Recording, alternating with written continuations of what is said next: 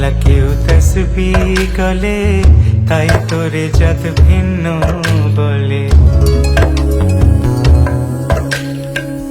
কেউ মালা কেউ তসবিহ গলে, তাই তোরে জাত ভিন্ন বলে। যাওয়া কিংবা আসার কালে, যাওয়া কিংবা আসার কালে, জাতির চিহ্ন রটারে সংসারে। সব লোকে কয় লালন কি জাত সংসারে।